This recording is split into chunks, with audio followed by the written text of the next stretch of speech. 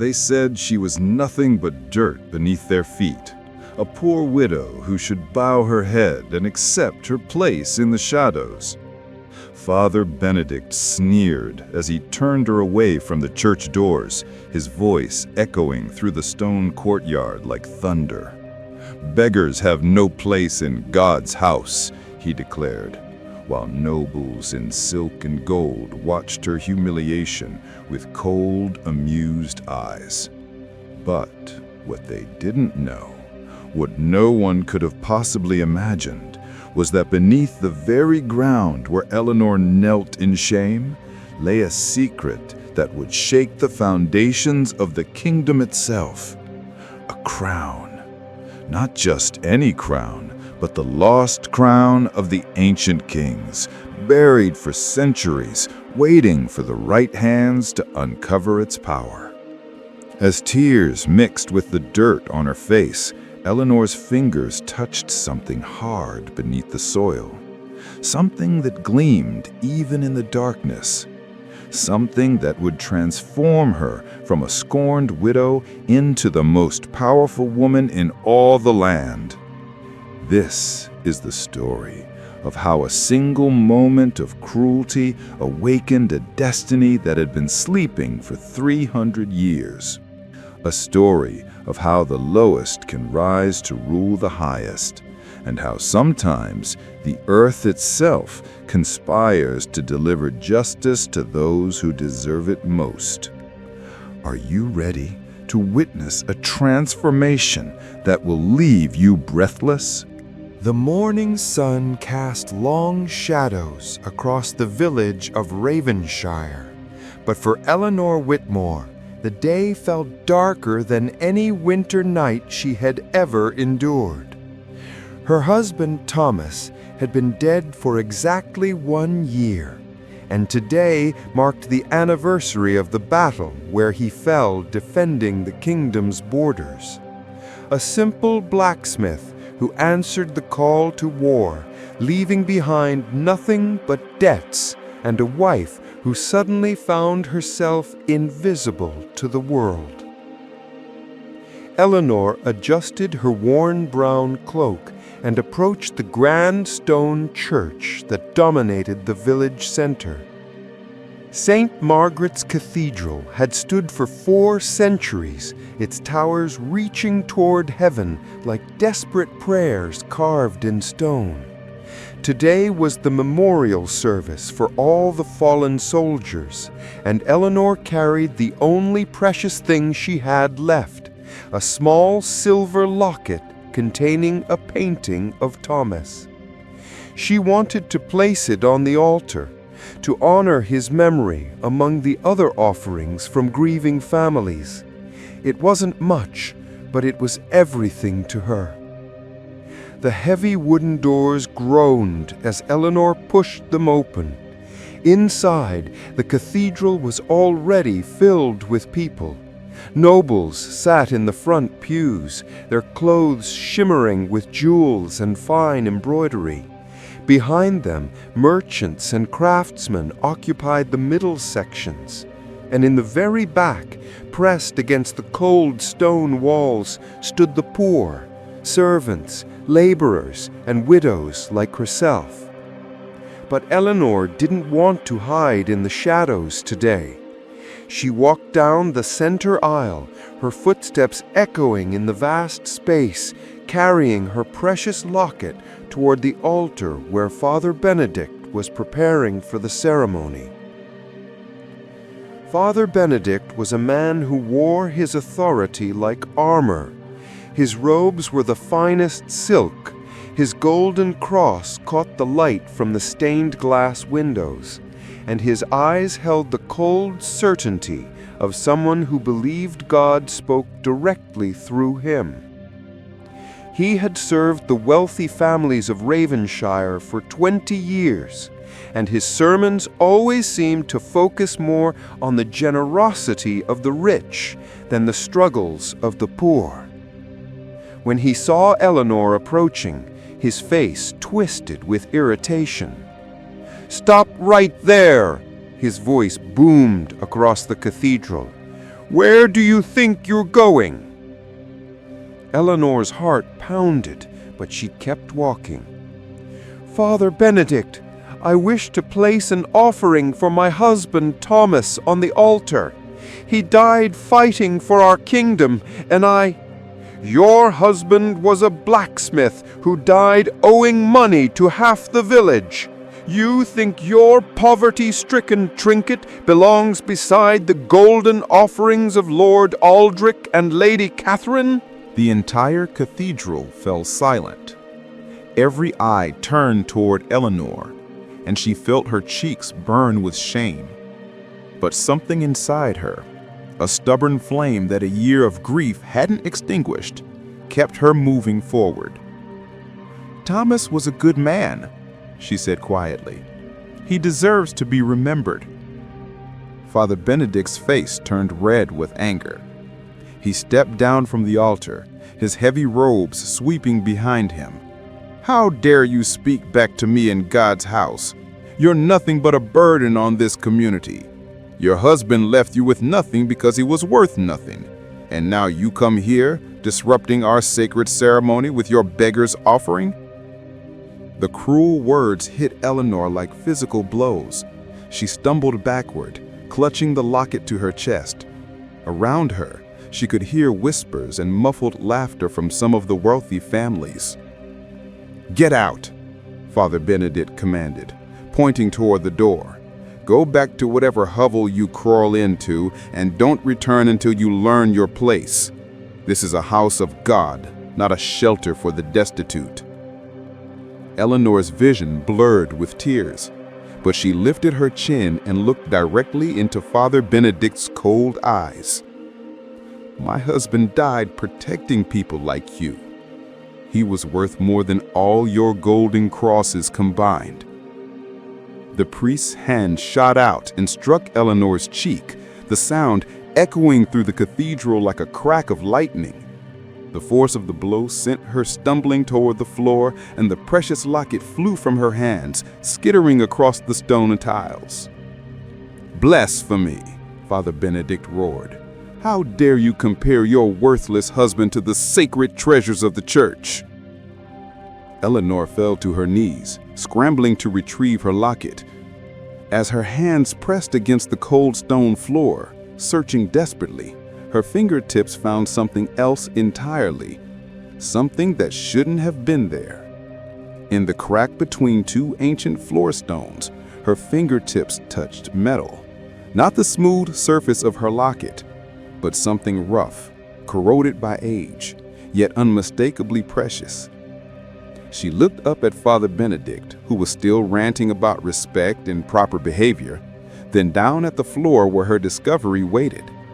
But before she could investigate further, two guards grabbed her arms and hauled her to her feet. "Remove this woman from the cathedral," Father Benedict ordered, "and make sure she understands she's not welcome back." As they dragged her toward the door, Eleanor's mind raced. What had she felt beneath those stones? What was hidden in the very foundation of the church? And why did touching it feel like touching destiny itself? The guards threw her out into the courtyard, where she landed hard on the dirt path. Behind her, the cathedral doors slammed shut with a finality that seemed to echo through her soul. But Eleanor Whitmore was not broken, not yet. As she brushed the dirt from her clothes and wiped the blood from her split lip, she made a decision that would change everything. She was going back for what she had found beneath those stones. Night fell over Ravenshire like a black velvet curtain, and Eleanor waited in her tiny cottage until the last light disappeared from the cathedral windows. Her cheeks still throbbed from Father Benedict's blow, but the pain only strengthened her resolve. She had spent the entire day thinking about that moment when her fingers touched something metallic beneath the church floor, something that felt ancient, something that felt important. The village streets were empty, except for the occasional night watchman making his rounds. Eleanor knew their patterns. She had learned to move unseen during the long months when creditors came hunting for Thomas's debts. She slipped through the shadows like a ghost, carrying a small oil lamp, a digging knife, and a determination that burned brighter than any flame. The cathedral loomed before her, its spires piercing the star-filled sky.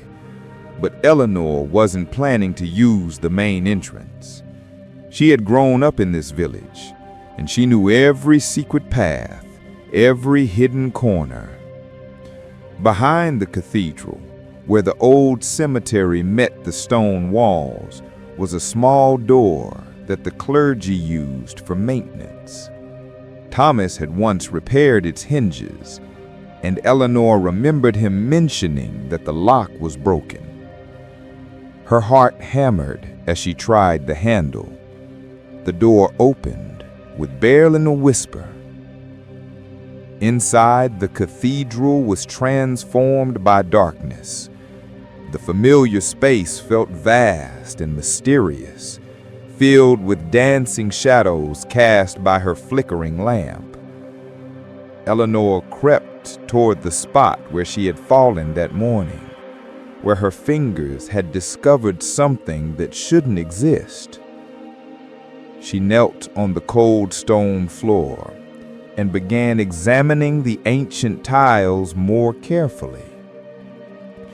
In the daylight, surrounded by ceremony and spectacle, it had been impossible to see clearly.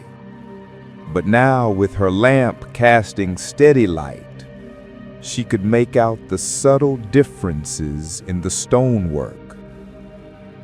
One section of floor, about 3 feet square, was slightly different from the rest.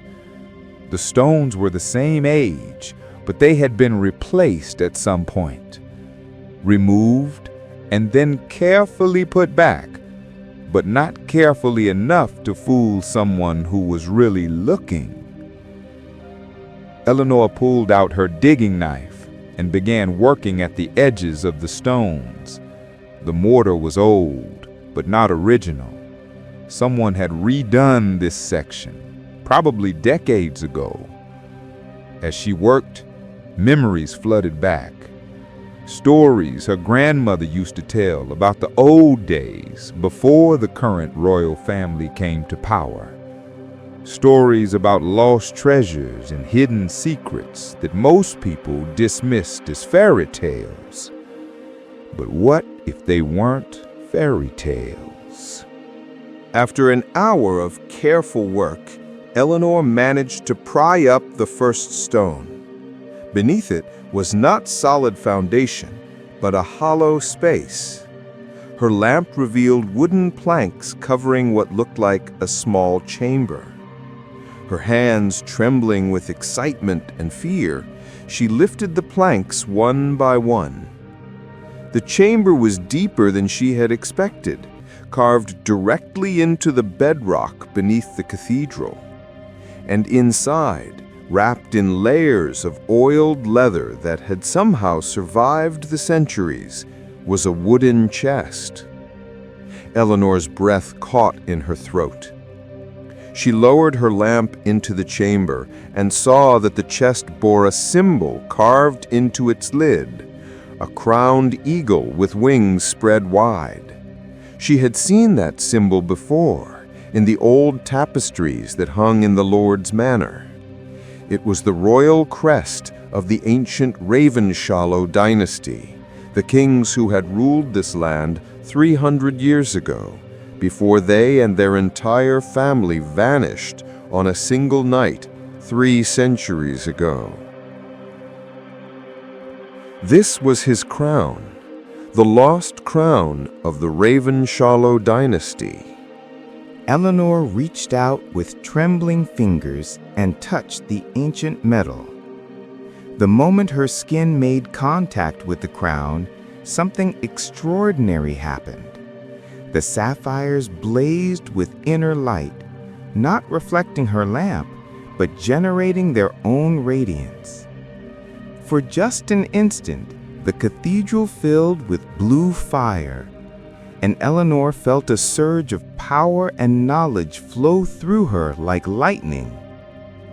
She saw visions, flashes of the past that flickered through her mind like pages in a book being turned too fast to read clearly. King Edmund fleeing in the night with his family, enemies approaching the castle, a desperate decision to hide the crown in the one place no one would ever think to look, beneath the altar of God's house, where it would wait for the right person to claim it. The visions faded, leaving Eleanor gasping and overwhelmed. But one thing was crystal clear in her mind.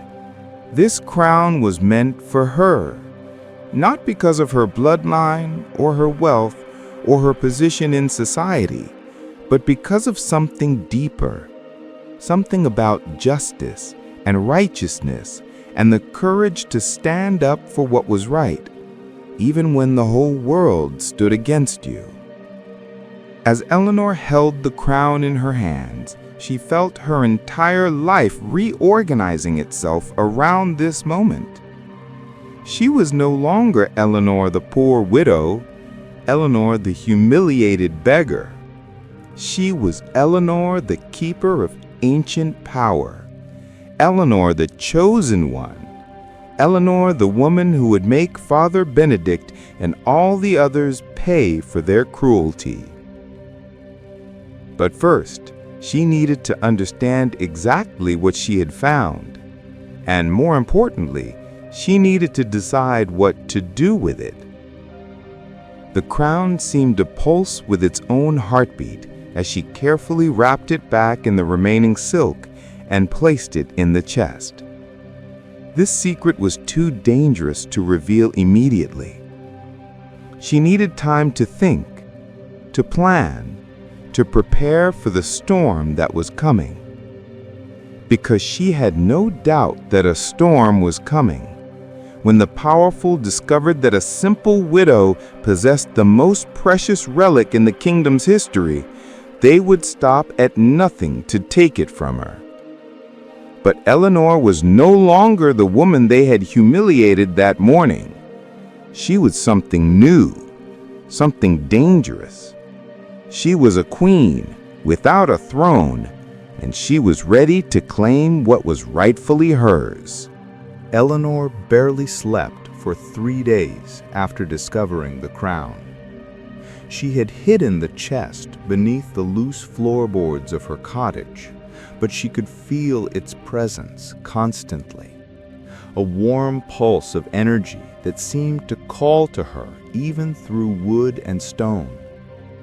Every time she closed her eyes, she saw those visions again. King Edmund's desperate flight, the crown being sealed away, and something else. Something that made her blood run cold. She saw herself wearing the crown, standing in the cathedral where she had been humiliated, while Father Benedict and the nobles who had mocked her knelt at her feet. But visions were one thing, reality was another. Eleanor was still a poor widow, living in a one-room cottage, surviving on the charity of neighbors who could barely feed themselves. How could she possibly claim the authority that the crown represented? The answer came from the most unexpected source. On the 4th day after her discovery, Eleanor was walking through the village market, trying to stretch her few copper coins into a meal, when she overheard a conversation that made her stop dead in her tracks. 2 merchants were discussing the latest news from the capital. King Richard, the current ruler who had no blood connection to the ancient Ravenshollow dynasty, was gravely ill. The royal physicians had given up hope, and the kingdom was preparing for a succession crisis. The king had no direct heirs, and 3 different noble houses were already positioning themselves to claim the throne. "It's going to be war," one merchant whispered to the other. "Mark my words, when King Richard dies, the nobles will tear this kingdom apart, fighting over his crown." Eleanor felt the crown calling to her more strongly than ever. The kingdom needed a true ruler, someone with the legitimate right to lead, someone who possessed the ancient crown that had been blessed by the old gods and recognized by the people for over 1,000 years. But how could she prove her claim? How could a despised widow convince anyone that she held the key to the kingdom's salvation? The answer came that very evening in the form of an unexpected visitor. Eleanor was sitting by her small fire, holding the crown in her hands and trying to understand the strange warmth it generated, when someone knocked on her door. Not the aggressive pounding of creditors, but a soft, respectful tap. She quickly hid the crown and opened the door to find a young woman standing in the darkness. The stranger was perhaps 20 years old, with intelligent brown eyes and clothes that marked her as educated but not wealthy. A scholar's apprentice or a minor noble's daughter, Eleanor guessed. "Eleanor Whitmore?" the young woman asked quietly. "Who wants to know?" Eleanor replied, suddenly wary. "My name is Margaret. I'm the assistant to Brother Marcus, the monastery librarian. I need to speak with you about something you may have found recently." Eleanor's blood ran cold. How could anyone know about the crown? She had been so careful, so secretive. Had someone seen her leaving the cathedral that night? "I don't know what you're talking about," Eleanor said, starting to close the door. "Please," Margaret said urgently, "I'm not here to take anything from you or to turn you in to the authorities. I'm here because of a prophecy that Brother Marcus discovered in the old manuscripts and that he sent me to share with you before it's too late." Against her better judgment, Eleanor let the young woman inside. Margaret looked around the small cottage, her eyes lingering on the spot where Eleanor had hidden the crown as if she could sense its presence. "3 days ago," Margaret began, "Brother Marcus was researching the genealogy of the Ravenshallow dynasty for a historical manuscript. He spent his entire life studying the old records, the ones that most people have forgotten, and he found something extraordinary." Margaret pulled a rolled parchment from beneath her cloak and spread it on Eleanor's small table. It was covered with lines and names, a family tree that stretched back centuries. The Ravenshallow line didn't die out when King Edmund disappeared. He had a younger sister, Princess Isabella, who was visiting a convent the night the family fled. She survived, and she had children. The bloodline continued, hidden among the common people, passing from mother to daughter through generations of women who never knew their royal heritage. Eleanor stared at the parchment, her heart pounding. At the bottom of the family tree, written in fresh ink, was a name that made her hands shake. Eleanor Whitmore, daughter of Catherine Blackwood, granddaughter of Isabel Miller, great-granddaughter of Princess Isabella Ravenshallow. "That's impossible," Eleanor whispered. "My mother was a seamstress. My grandmother died when I was young. They were nobody special." They were descendants of kings, Margaret said solemnly. And according to the prophecy Brother Marcus found, the crown would reveal itself only to the true heir, only when the kingdom faced its darkest hour, only to someone who had suffered injustice but maintained righteousness, someone who had been humbled but not broken.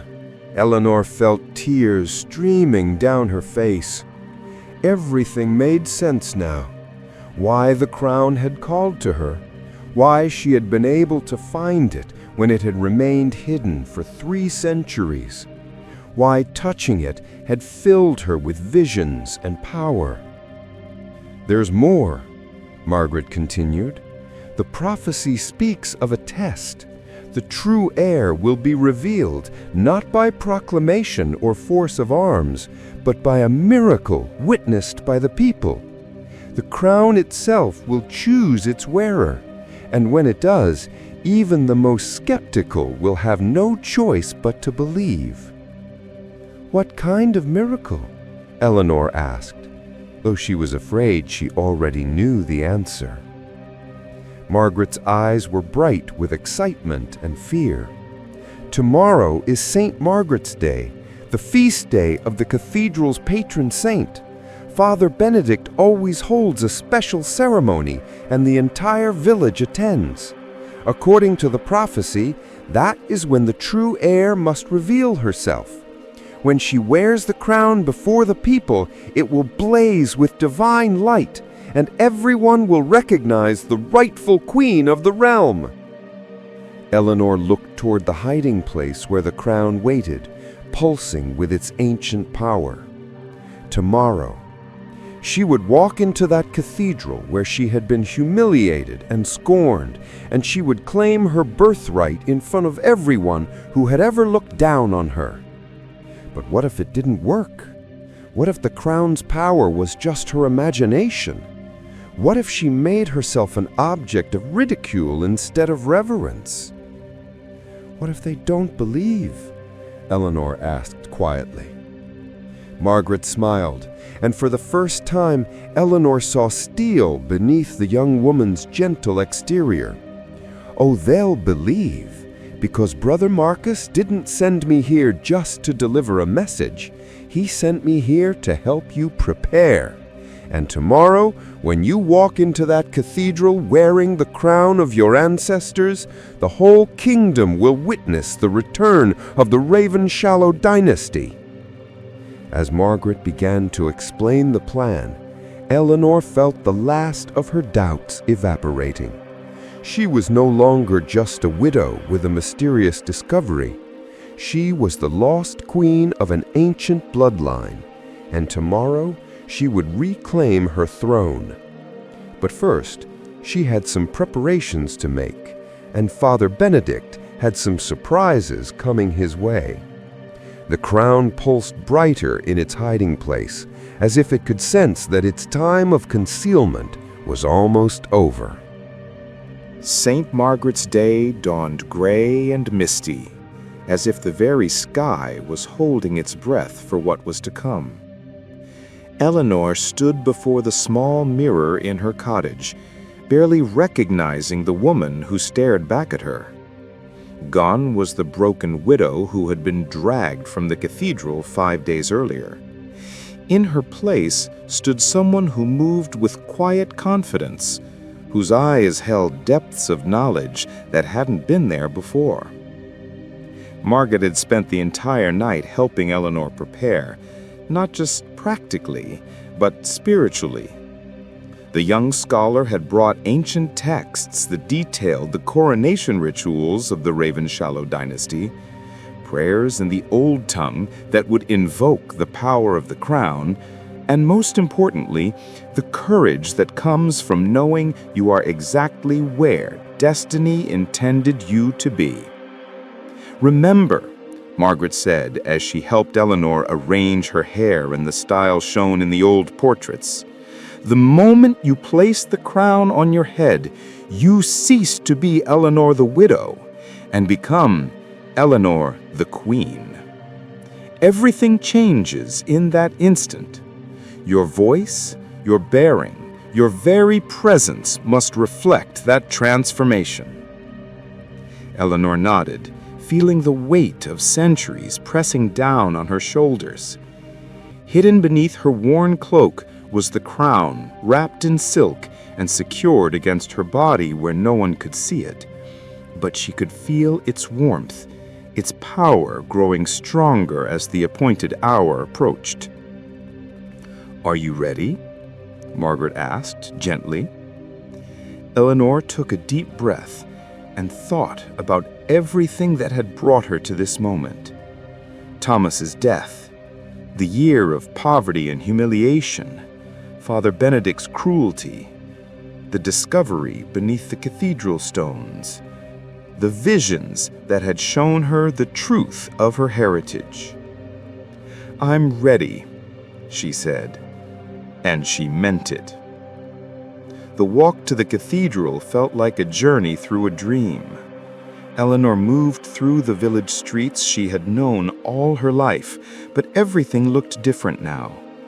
The cottage where she had been born was no longer just a humble dwelling. It was the childhood home of a queen. The market square, where she had begged for scraps, was the place where her people, her subjects, conducted their daily lives. By the time they reached St. Margaret's Cathedral, the morning service was already beginning. The great bells were ringing, calling the faithful to worship, and Eleanor could see through the open doors that the building was packed. Every pew was filled, and people were standing along the walls. The entire village had come to celebrate their patron saint's day. Perfect. She would need witnesses for what was about to happen. Eleanor and Margaret joined the crowd flowing through the main entrance.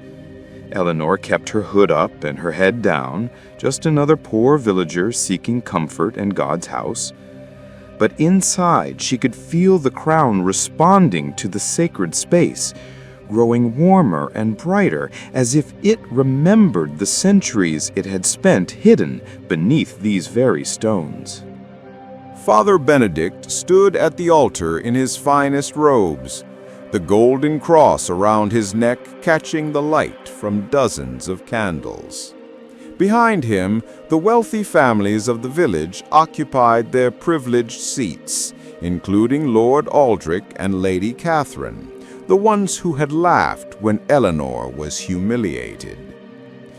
"My dear brothers and sisters," Father Benedict began, his voice carrying easily through the vast space, "we gather today to honor St. Margaret, the patron of our beloved cathedral, she who showed us that even the humblest among us can achieve greatness through faith and obedience to God's will." Eleanor almost smiled at the irony. Father Benedict had no idea how prophetic his words were about to prove. "But before we begin our celebration," the priest continued, "I must address a disturbing incident that occurred in this very cathedral 5 days ago. A certain person of low character attempted to disrupt our memorial service with inappropriate behavior and disrespectful demands." Eleanor felt every eye in the cathedral searching for her, even though most didn't know she was there. The whispers began immediately. Everyone had heard about the widow who had been thrown out of the church. "Such behavior cannot be tolerated in God's house," Father Benedict declared. "This cathedral is a place of reverence and respect, not a shelter for beggars who refuse to know their place. Let this be a lesson to all who might think to challenge the natural order that God Himself has established." That was Eleanor's cue. She stepped forward from the crowd, pushing back her hood as she walked toward the altar. A gasp rippled through the congregation as they recognized her, The same woman who had been humiliated and cast out was now walking boldly down the center aisle. "You're right, Father Benedict," Eleanor said, her voice carrying clearly through the suddenly silent cathedral. "This is indeed a place where the natural order should be respected, where everyone should know their proper place." Father Benedict's face turned red with rage. "How dare you return here after I specifically told you—" "But first," Eleanor interrupted, reaching beneath her cloak, "I shall show everyone something interesting that I found buried beneath the stones of this very altar." She pulled out the ancient chest and set it on the floor in full view of the entire congregation. The gasps became excited murmurs as people craned their necks to see what was happening. "5 days ago, when your hand struck my face and knocked me to the ground, my fingers found something that had been hidden here for 3 centuries. Something that changes everything we thought we knew about authority and divine right." Father Benedict started toward her, but something in Eleanor's bearing stopped him cold. She no longer looked like a poor widow. She moved like someone accustomed to command, someone who expected to be obeyed. Eleanor opened the chest, and even in the daylight streaming through the stained glass windows, the crown blazed with inner fire. The sapphires seemed to contain captured starlight, and the great diamond at the center cast rainbows across the cathedral walls. A collective gasp rose from the congregation. No one had ever seen anything so magnificent. "This is the crown of King Edmund the Just," Eleanor announced, her voice now carrying the authority of her bloodline. "The lost crown of the Ravenshallow dynasty, hidden here by the last legitimate rulers of this kingdom." Father Benedict found his voice. "Impossible! That's nothing but stolen jewelry! Guards, arrest this thief!" But no one moved. Every person in the cathedral was transfixed by the sight of the legendary crown, the artifact that existed in their oldest stories and songs, but that no living person had ever seen. "You want to know about the natural order, Father Benedict?" Eleanor asked, lifting the crown with both hands. "You want to talk about everyone knowing their proper place? Then watch as the bloodline of kings reclaims what was always rightfully hers." She placed the crown on her head. The transformation was instantaneous and absolute. The moment the ancient metal touched Eleanor's brow, the cathedral filled with blazing blue light that seemed to emanate from her very soul. The crown didn't just sit on her head, it became part of her, as if it had waited 3 centuries to find its way home. But it wasn't just the light that stunned the congregation into awed silence. It was Eleanor herself. Her posture straightened until she stood like a queen born to rule. Her voice, when she spoke again, carried the weight of absolute authority that made even the boldest men bow their heads instinctively. "I am Eleanor Ravenshallow," she declared, and her words seemed to echo from the very stones of the cathedral. "Descendant of King Edmund the Just, rightful heir to the throne of this kingdom, and I claim my birthright before God and witnesses." The silence that followed was broken by the sound no one expected. The clatter of armor as the cathedral guards knelt before her. Then Lord Aldrich fell to his knees, followed by Lady Catherine, followed by every noble and merchant and commoner in the building. All except one. Father Benedict stood frozen at the altar, his face white with shock and rage, staring at the impossible sight of the beggar woman he had humiliated, now blazing with royal power. And Eleanor, Queen Eleanor, was just getting started with him. The cathedral had become a realm transformed. What moments before had been a place of routine worship was now the stage for a miracle that would be spoken of for generations. Eleanor stood in the center of the great nave, the crown blazing with ethereal light, while every person present knelt before her. Every person except the man who had struck her and cast her out like refuse. Father Benedict remained standing at the altar, his face cycling through expressions of disbelief, rage, and growing terror. The golden cross around his neck seemed dull and lifeless compared to the radiance emanating from Eleanor's crown. This is witchcraft," he stammered, his voice cracking. "Some trick of the devil to deceive the faithful. Guards, I command you to arrest this sorceress." But the guards remained kneeling, their eyes fixed on Eleanor with a mixture of awe and reverence. The crown's light seemed to reveal truth itself, burning away deception and pretense until only reality remained. And the reality was that the woman Father Benedict had humiliated was their rightful queen. Eleanor walked slowly toward the altar, each step echoing through the silent cathedral.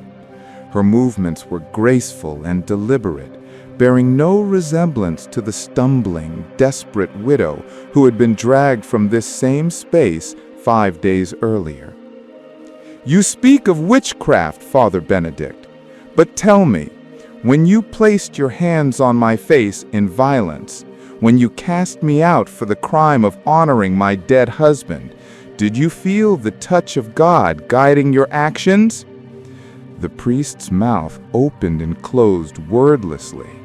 Around him, the congregation watched in fascinated silence as their spiritual leader, a man who had seemed so powerful, so untouchable, struggled to find words in the face of divine revelation. "My husband, Thomas, died defending this kingdom. He left behind no gold, no lands, no titles, only a wife who loved him and a memory of honor. When I came here to place a simple offering on the altar, to ask that his sacrifice be remembered alongside the wealthy and noble, you struck me down. You told me I was worthless, that my grief meant nothing, that I had no place in God's house." She paused at the foot of the altar steps, the crown's radiance casting the priest's face in sharp relief. "Tell me, Father Benedict, what does your God say about showing mercy to widows and orphans? What do your scriptures teach about protecting the humble and lifting up the trod down?" I was maintaining order," Father Benedict whispered, but his voice lacked conviction. "The church has protocols, proper procedures." "You were protecting your own comfort," Eleanor replied, ascending the altar steps until she stood face to face with him. "You were preserving a system that served your vanity and filled your coffers, while the people who built this cathedral with their sweat and sacrifice were made to feel like intruders in their own house of worship." The crown's light grew brighter, and suddenly everyone in the cathedral could see more clearly than they ever had before. They saw the golden ornaments decorating the altar while poor families went hungry. They saw the silk and jewels adorning the priest while widows wore rags. They saw the truth of how their spiritual shepherd had been feeding himself while neglecting his flock. "But divine justice has a way of revealing itself," Eleanor continued. "The crown that you stood above while it lay hidden beneath your altar has chosen its rightful bearer. The bloodline you scorned carries the blessing of the ancient kings, and the woman you cast out in shame has returned as your sovereign." Father Benedict fell to his knees, not in reverence, but because his legs could no longer support him. The weight of his actions, illuminated by the crown's truth-revealing radiance, crushed down on him like a mountain. "Your Majesty," he whispered, the words torn from his throat, I didn't know." "You didn't know because you didn't care to look. You saw a poor widow and decided that was all she could ever be. You saw suffering and chose to add to it rather than provide comfort. You took the teachings of love and mercy and twisted them into justifications for cruelty and neglect." She turned to address the entire congregation, her voice carrying to every corner of the cathedral. "Let this be a lesson to all who would claim to speak for the divine while ignoring the humanity of those they serve. God does not dwell only in golden crosses and silk vestments. The sacred is found in the tears of the grieving, the struggles of the poor, the courage of those who stand for justice even when the whole world stands against them." The people listened in rapt silence. Many were weeping, some from joy at witnessing such a miracle, others from shame at how they had treated Eleanor during her year of poverty, and others from the overwhelming presence of something holy and powerful in their midst. But Eleanor wasn't finished. She looked down at Father Benedict, who remained kneeling at her feet, and her expression softened slightly. "I could have you stripped of your position," she said quietly. "I could have you cast out as you cast me out. I could make you feel the humiliation and desperation that you inflicted on others." Hope flickered in the priest's eyes. "But that would make me no better than you," Eleanor continued. "Instead, I offer you something you never offered me, a chance for redemption. You will remain as priest of this cathedral, but your life will change completely. The golden ornaments will be sold and the money given to the poor. Your comfortable chambers will be open to travelers who need shelter. And every day, before you speak a single word from the pulpit, you will kneel at this altar and remember the widow you struck in anger." Father Benedict nodded frantically, tears streaming down his face. "Yes, Your Majesty, yes, I swear it." Eleanor turned back to the congregation, and her voice rose to fill the cathedral with royal authority. "The crown has chosen. The bloodline has been revealed. I am Eleanor Ravenshallow, rightful queen of this realm, and I claim my throne not through conquest, but through divine right witnessed by you all." The silence that followed was broken by a single voice, Margaret, the young scholar who had helped Eleanor understand her destiny, calling out from the crowd, "Long live Queen Eleanor!" The cry was taken up by the entire congregation, echoing through the cathedral like thunder. "Long live Queen Eleanor! Long live the Queen!" But even as the people acclaimed their new sovereign, Eleanor knew that her greatest challenges still lay ahead. Word of this miracle would spread beyond the village walls, reaching the ears of the dying King Richard and the noble houses that coveted his crown. The real test of her reign was about to begin. News of the miracle at St. Margaret's Cathedral spread across the kingdom like wildfire. Within 3 days, the story had reached every village, every noble house, and most importantly, the dying King Richard in his palace at the capital. The tale grew with each telling, how a humble widow had discovered the lost crown of the ancient kings, how it had blazed with divine light when she wore it, how an entire congregation had witnessed her transformation from outcast to sovereign. But Eleanor knew that stories and miracles, no matter how spectacular, would not be enough to claim a kingdom. Real power required more than divine right. It required the will to wield that power and the strength to defend it against all who would challenge it. She had taken residence in the cathedral itself, converting the priests' chambers into a makeshift royal court. It was a deliberate choice. The crown's power seemed strongest in this sacred space, and she needed every advantage she could gather for the struggles ahead. Margaret had become her closest advisor, bringing a steady stream of information from Brother Marcus at the monastery. The old scholar had emerged as an invaluable ally, using his network of learned contacts across the kingdom to gather intelligence about the political situation and the movements of the noble houses. 3 separate armies are marching toward us, Margaret reported on the 4th morning after Eleanor's coronation. Lord Blackwood from the north with 2,000 men, claiming that the crown is a fake and you're an imposter. Lady Morgana from the east with 1,500 soldiers, declaring that women cannot rule and that she speaks for her young son's claim to the throne. And Duke Aldrich from the south with the largest force, 3,000 men, saying that divine right means nothing without the approval of the established nobility.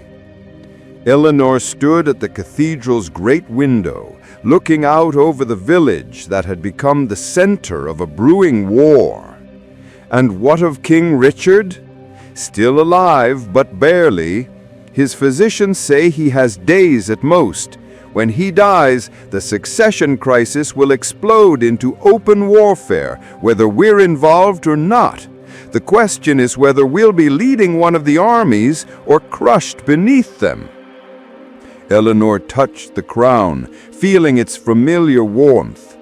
"Margaret," Eleanor said slowly, "what do you know about the old stories, the legends about the crown's power beyond just revealing bloodlines?" Brother Marcus has been researching that very question. According to the oldest texts, the crown of the Ravenshallow dynasty was more than a symbol of royal authority. It was said to grant its wearer the ability to inspire absolute loyalty in those who served under its banner, to make allies of enemies, and to turn the tide of battles through sheer force of righteous will. Eleanor nodded. "Then we're not going to hide behind these walls waiting for our enemies to come to us. We're going to meet them in the field, and we're going to show them what it means to stand against the true-born queen of this realm." Margaret stared at her in shock. "Your Majesty, that's suicide. 300 farmers against 7,000 knights and mercenaries? The crown's power may be real, but it's not magic. It can't make arrows miss their targets or swords bend without breaking bones." "Can't it?" Eleanor asked quietly. "Margaret, in all the research you and Brother Marcus have done, have you found any record of the Ravenshallow dynasty ever losing a battle when they fought for a just cause?" Margaret paused, her scholar's mind racing through the historical records. "No," she admitted slowly. "But that could just be because the chroniclers didn't want to record royal defeats, or because the crown chooses its battles as carefully as it chooses its wearers. I'm not going to lead our people into a hopeless fight, Margaret. But I'm also not going to cower in this cathedral while 3 armies converge to destroy everything we've built. There's a third option, and it's time to explore it." Eleanor called for a general assembly of all the people who had declared themselves loyal to her cause. By evening, the cathedral was packed again, but this time the atmosphere was different. Instead of wonder and awe at witnessing a miracle, there was tension and fear. Everyone knew what was coming. Eleanor stood before them wearing the crown, but she had exchanged her simple dress for something more fitting for what lay ahead. Margaret had found an old tapestry depicting Queen Isabella, Eleanor's ancestor, and they had used it as a model to create royal robes from the finest materials the village could provide. Eleanor looked every inch the warrior queen she was about to become. "My people, you have heard the reports. 3 armies march against us, seeking to crush what we have built here. They believe that might makes right, that whoever has the most swords gets to wear the crown. They think that because we are simple folk, farmers and crafters, widows and orphans, we will scatter like leaves before their advancing forces." "I could ask you to take up arms and follow me into battle," Eleanor continued. "But I will not lie to you about what that would mean. We are outnumbered more than 20 to 1. In a conventional fight, most of us would die, and die for nothing." The murmur grew louder, more anxious. "But this will not be a conventional fight," Eleanor declared, and the crown seemed to pulse with brighter light. "The armies approaching us are driven by greed, ambition, and the lust for power. They fight for gold and glory and the right to rule over others. We fight for something far more powerful. We fight for justice. We fight for the right of every person to be treated with dignity regardless of their birth or wealth. We fight for a kingdom where mercy matters more than money and compassion counts for more than conquest." She stepped down from the altar and began walking among the people, the crown's radiance touching each face as she passed. The crown of the ancient kings was never just a symbol of royal blood. It was a promise that righteousness would triumph over corruption, that the humble would be lifted up and the arrogant brought low, that those who fight for what is right would never fight alone. Eleanor reached the center of the cathedral and raised her voice until it filled the entire space with royal authority. "Tomorrow we march to meet our enemies, not as desperate defenders, but as the righteous army of the true Queen. And when we do, you will see the real power of the crown, not just to reveal bloodlines or work miracles, but to inspire ordinary people to achieve extraordinary things." The cathedral erupted in cheers, but Eleanor wasn't finished. "But know this," she said, her voice cutting through the noise, "I will force no one to follow me into battle. This is a choice each of you must make freely. Those who wish to flee, who want to take their families and seek safety in distant lands, may go with my blessing and no shame. Only those who truly believe in what we're fighting for should stand with me when dawn comes." She looked around at the faces of her people, blacksmiths and bakers, seamstresses and stable boys, farmers and fishermen, all of them looking back at her with a mixture of fear and determination. "Who will follow their queen into battle?" she asked. The response was immediate and overwhelming.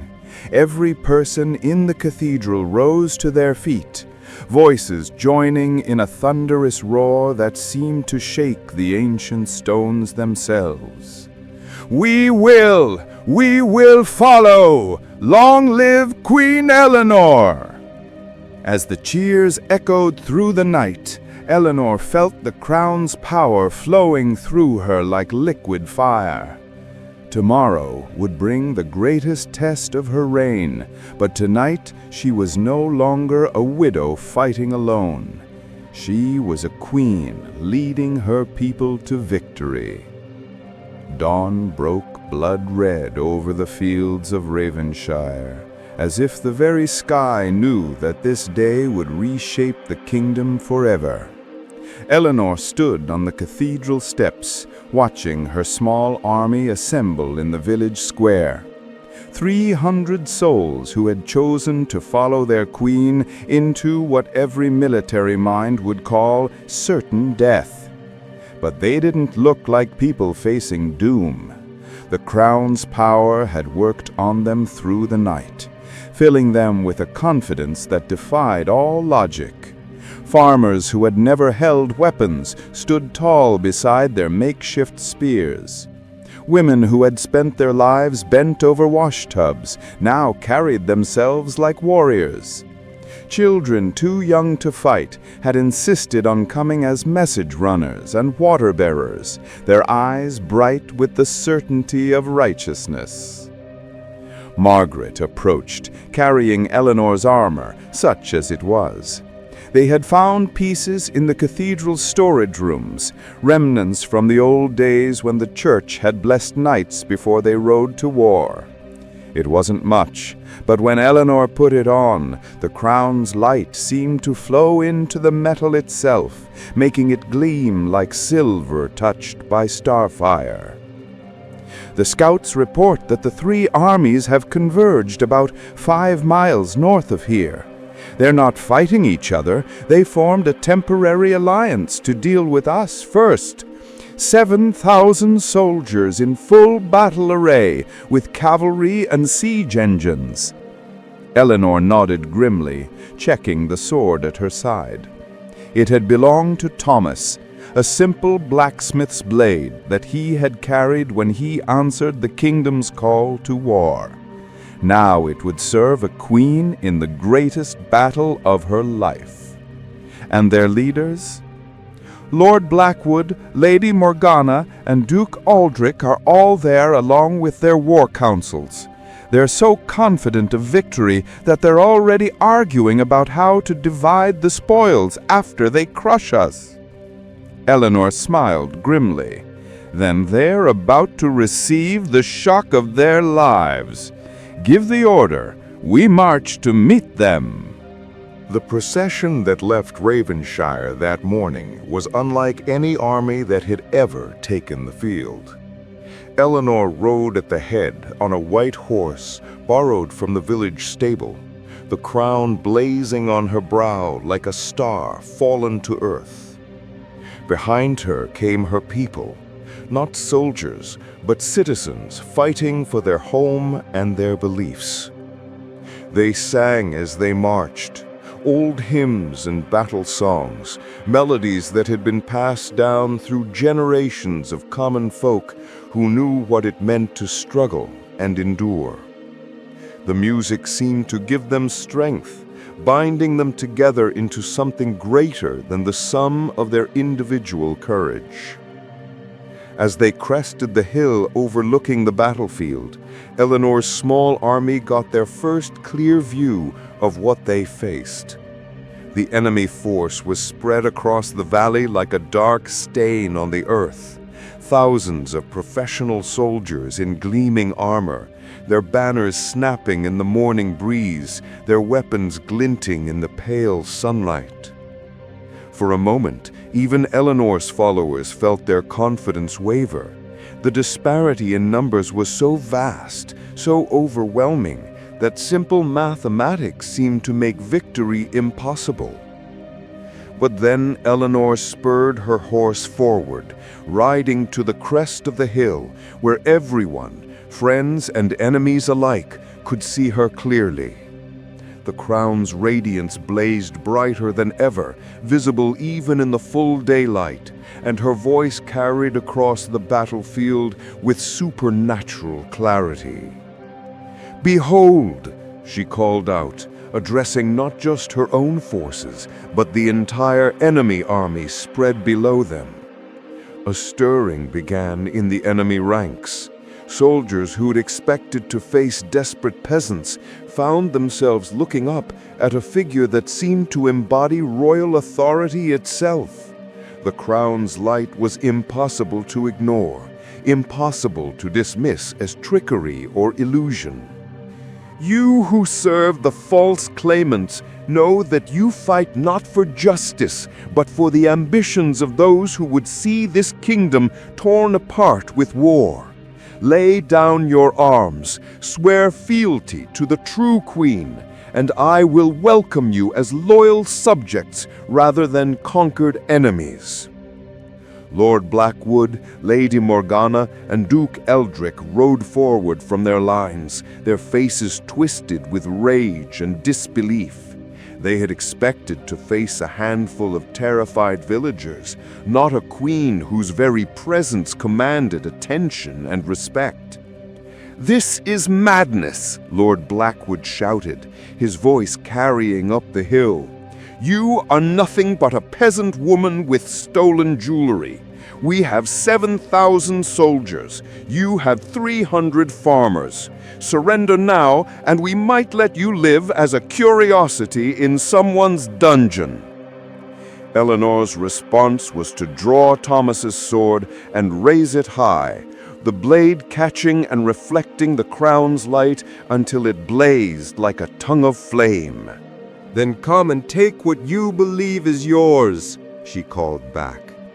"But know that when you fight against the rightful queen, you fight against justice itself. And justice has never been defeated by mere numbers." What happened next would be debated by historians for centuries to come. Some claimed it was divine intervention. Others attributed it to mass hysteria or collective delusion. But every person who witnessed it, friend and enemy alike, swore to their dying day that they saw the same impossible thing. As Eleanor's small army charged down the hill, the crown's light began to spread. Not just the blue radiance that had marked Eleanor's transformation in the cathedral, but something far more powerful. Golden light that seemed to flow out from the crown like liquid sunfire, touching each of Eleanor's followers as they ran toward battle. And as the light touched them, they changed. Not physically, they were still farmers and crafters and common folk with simple weapons and improvised armor. But something in their bearing, their movement, their very presence became more. They ran like heroes from the old legends, fought like the champions of ancient songs, struck with the precision and power of warriors blessed by the gods themselves. The first clash should have been over in seconds. 7,000 professional soldiers against 300 villagers should have been a massacre. Instead, it was Eleanor's forces that carved through the enemy lines like a sword through silk. But it wasn't just the fighting prowess of Eleanor's people that turned the tide. It was what happened to the enemy soldiers when they looked directly at the crown. One by one, then in groups, then in entire companies, they began to lay down their weapons, not in surrender, but in recognition. They could see what their leaders could not see, that the crown's power was real, that Eleanor's claim was legitimate, and that they were fighting against the rightful queen of the realm. And as the realization spread through their ranks, the enemy army began to dissolve. By midday, the battle was over. Not because one army had destroyed the other, but because the truth had revealed itself so powerfully that opposition became impossible. Eleanor rode among the kneeling soldiers, accepting their oaths of fealty, while her own people, exhausted but triumphant, began the work of caring for the wounded and establishing order.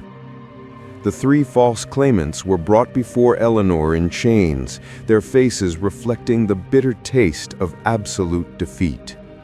She looked down at them from horseback, the crown still blazing with divine light, and considered their fate. "You sought to tear this kingdom apart for your own ambition," she said finally. "You were willing to plunge our people into war, to see thousands die, just to satisfy your lust for power. By all rights, I should have you executed as traitors." The three nobles waited in terrified silence for their sentence. But a true queen rules through mercy as well as justice. You will live, but your lands and titles are forfeit. You will serve the realm you sought to destroy, working to rebuild what your ambitions nearly shattered.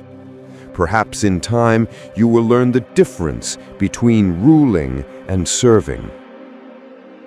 As the sun set on the battlefield, where impossible victory had been achieved, Eleanor stood among her people, no longer just the villagers of Ravenshire, but the citizens of a kingdom reborn.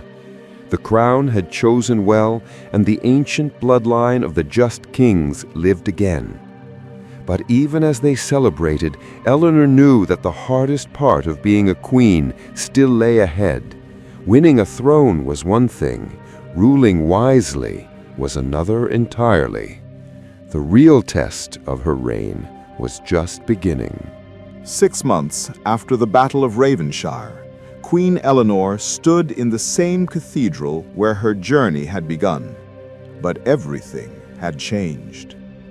The simple village church had been transformed into the heart of a reborn kingdom, its stones witnessing daily miracles of justice and compassion that the crown had made possible.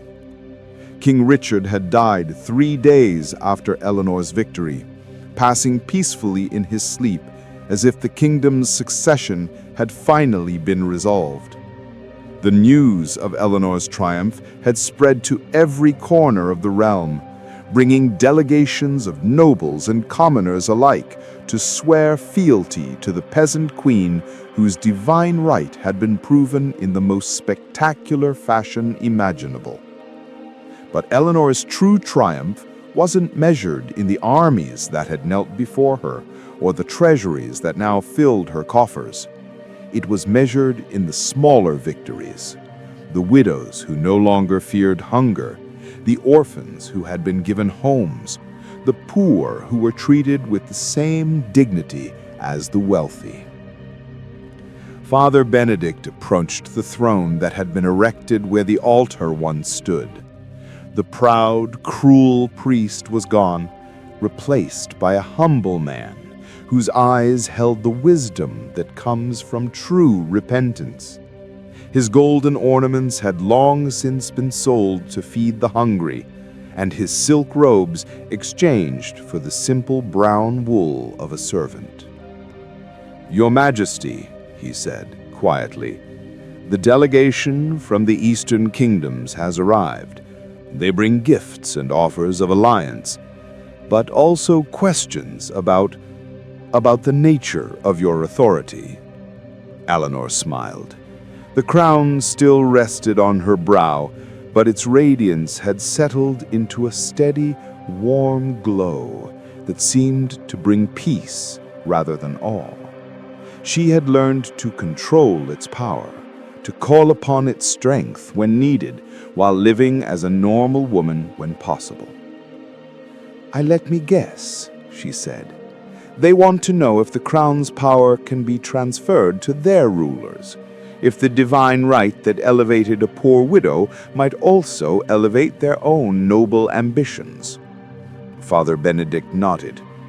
"They speak of marriages and alliances, of ways to bring the Ravenshallow bloodline into their own royal houses." "And what did you tell them?" "I told them that the crown chooses its own bearer, that it cannot be stolen, bought, or inherited through political convenience, that it responds only to righteousness, and only when the kingdom has greatest need." Eleanor rose from her throne and walked to the great window that looked out over the village she had once served and that now served her. Children played in the streets without fear of hunger or war.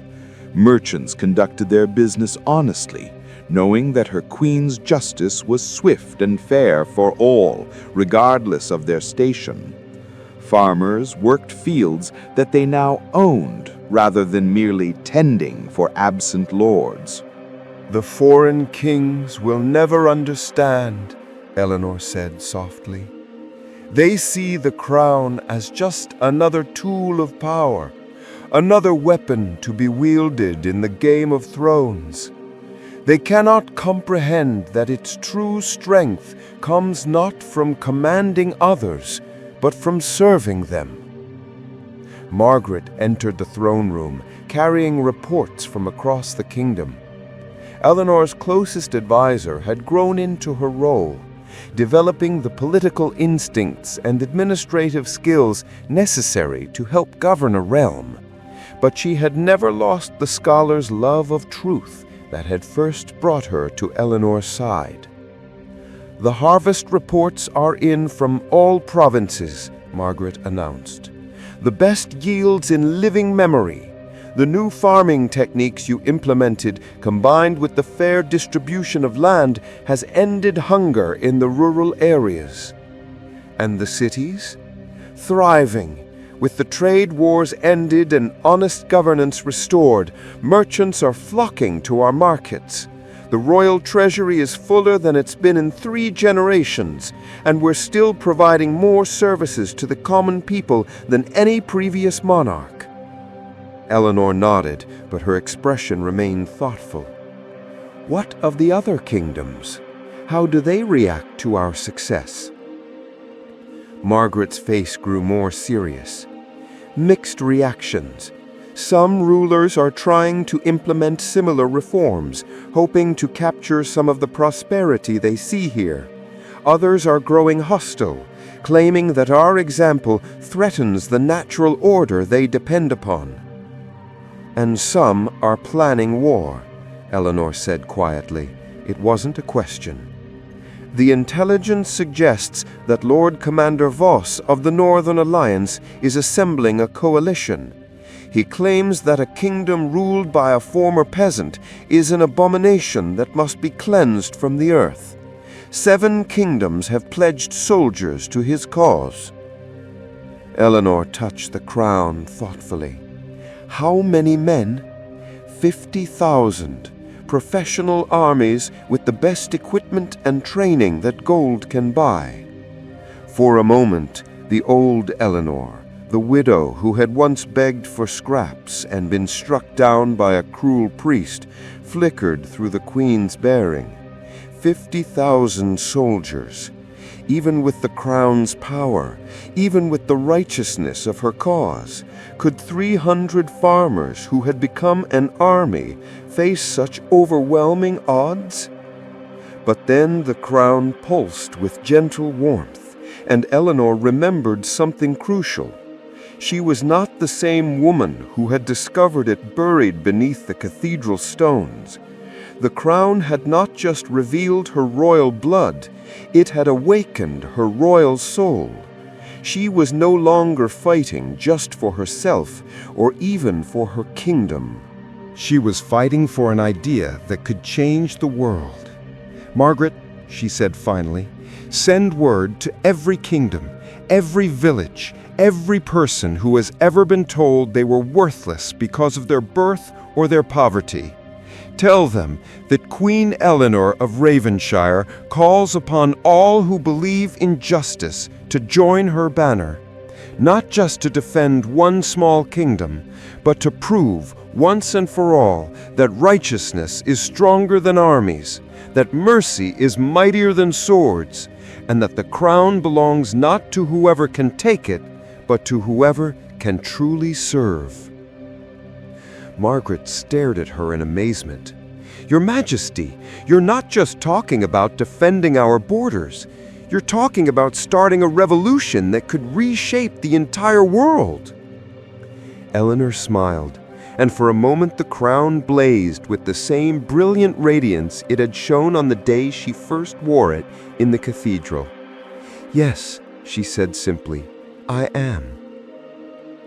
As news of Eleanor's call spread across the known world, something unprecedented began to happen. The downtrodden and oppressed, the forgotten and despised, began to move.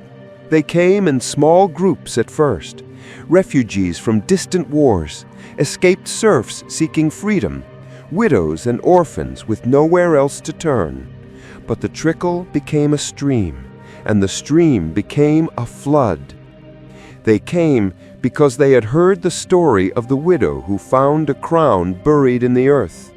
They came because they had seen proof that even the lowest could rise to the highest place. They came because Queen Eleanor had shown them that divine right belonged not to the wealthy and powerful, but to those who fought for what was right. When Lord Commander Voss arrived at the borders of Eleanor's kingdom with his 50,000 soldiers, he found not the small army of farmers he expected, but a force that defied all counting. Men and women from 100 kingdoms stood under Eleanor's banner, united not by nationality or blood, but by the belief that the world could be better than it was. The final battle lasted 3 days, and when it was over, Lord Commander Voss knelt before Eleanor's throne, just as Father Benedict had done a year earlier. But this time, it wasn't just one man who had learned the error of his ways. It was an entire philosophy of rulership that had been proven wrong. In the years that followed, the crown's influence spread far beyond Eleanor's original kingdom. Rulers across the world found themselves facing subjects who demanded to be treated with dignity, who insisted that power came with the responsibility to serve rather than merely command.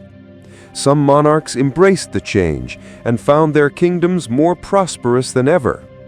Others resisted and found their thrones empty as their people chose leaders who understood the crown's true message. Eleanor ruled for 40 years, and when she finally felt the crown choosing her successor, she knew that her work was complete. The woman who inherited the throne was not of royal blood. She was a former seamstress whose compassion for the poor and dedication to justice had marked her as worthy of the crown's power. On her final day as queen, Eleanor returned to the simple cottage where she had once lived as a despised widow. She sat by the same fire where she had once held the crown and wondered if she dared to claim it, and she smiled at the memory of the terrified woman she had once been. The crown had taught her that true power came not from commanding others, but from inspiring them. Not from taking what you wanted, but from giving what was needed. Not from standing above the people, but from lifting them up until they could stand as tall as any king or queen who had ever lived. As the sun set on her reign, Eleanor whispered a prayer of gratitude, not just for the throne she had been given, but for the journey that had brought her to it. From humiliation to triumph, from despair to hope, from a widow kneeling in the dirt to a queen who had changed the world. The crown's light faded gently as Eleanor removed it for the last time, but its promise lived on. Somewhere in the world, another forgotten soul was discovering their own destiny. Another humble heart was being called to greatness. Another impossible dream was about to become glorious reality. Because that was the crown's eternal promise, that no one was ever truly powerless, no cause was ever truly hopeless, and no dream was ever too great to achieve if it was rooted in justice and watered with courage. The widow had become a queen, but more importantly, She had shown the world that every human being carried the potential for royalty within their soul, and that truth would never die. Years passed, and the story of Eleanor Ravenshallow became legend. But it was not just a tale told by storytellers around evening fires. It was a living truth that continued to shape the world. In every generation, someone who had been cast aside and forgotten would remember the widow who found a crown buried in the earth, and they would find the courage to stand up for what was right, no matter how impossible it seemed. The crown itself passed from worthy bearer to worthy bearer, never choosing based on birth or wealth or political power, but always on the content of the heart. And with each new queen or king, the world grew a little more just, a little more compassionate, a little more worthy of the divine light that blazed from that ancient relic of a dynasty that had never truly died. Father Benedict lived to be 90 years old, spending his final decades as the most beloved priest in the kingdom, known for his limitless compassion and his sermons about the dignity of every human soul. On his deathbed, he whispered to Eleanor's successor, "She saved my soul by showing me hers. Never forget that the greatest miracle was not that she found the crown, it was that the crown found her." And in the cathedral where it all began, carved into the stone where Eleanor had first knelt in humiliation and risen in glory, are words that every visitor can read. Here knelt a widow in her darkest hour. Here rose a queen in the kingdom's greatest need. Remember, the earth keeps its promises, and justice buried can never stay buried forever. The moral of Eleanor's story echoes through the ages, simple yet profound. True royalty is not determined by the crown upon your head, but by the crown within your heart, the crown of compassion, courage, and unwavering commitment to justice. When the powerful forget their duty to serve and choose instead to crush the humble, they awaken forces older and mightier than armies. For the earth itself remembers every act of cruelty, and in its own time it raises up champions to restore the balance. No one is ever powerless who fights for what is right, and no victory is ever impossible when righteousness calls forth the sleeping strength of the common heart.